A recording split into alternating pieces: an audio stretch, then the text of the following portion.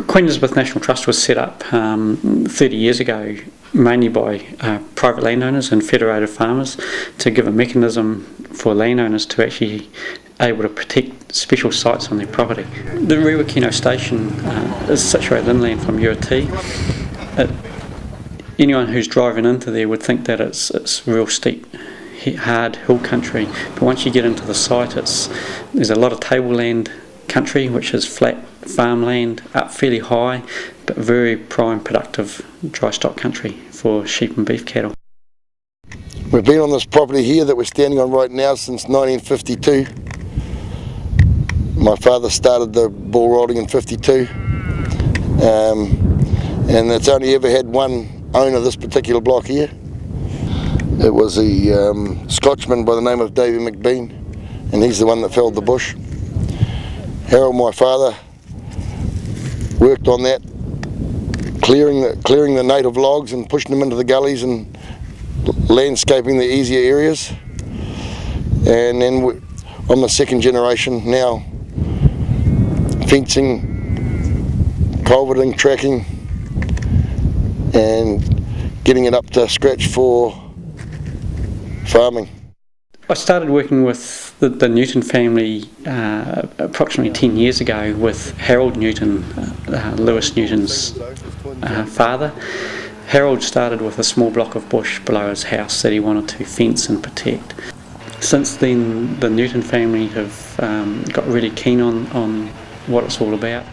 We're trying to protect the bush from our animals that invade it in the winter time and do a lot of damage, and stop the young trees from rejuvenating, and they take out the undergrowth, and in the end the edge of the forest can be completely destroyed. This last financial year we've gained something like 2,000 hectares of land to go under covenant with the Queen Elizabeth Trust. The trust covenant system is there for the private landowners. What it means is they set aside the forest or wetlands or coastal areas. It's really open space values, we call it, anything of real significance within the region. And when they protect it with a covenant, it's there forever. It's in perpetuity, so a new landowner cannot take it off. The Kiritu Trust is like a trustee for that property, so we're there to help ensure that that covenant is maintained forever. So us in the field work with the landowners. We work with new landowners when properties are sold to ensure that that site is well looked after. We've let approximately 800 acres go into the Queen Elizabeth Trust, and the whole project has put about 1,400 acres back into the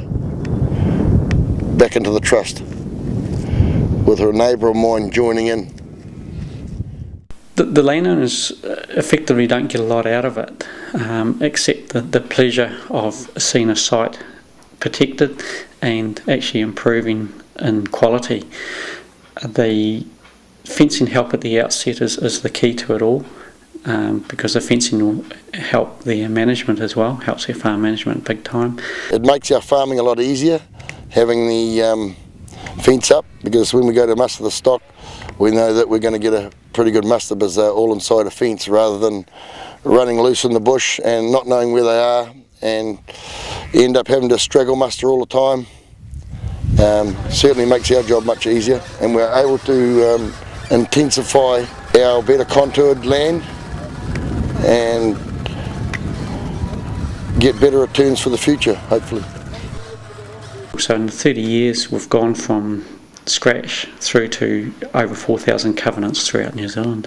In Taranaki, about 14 years ago we had 80 covenants. We've now got about 320 covenants, and I'm now working about 30 hours a week.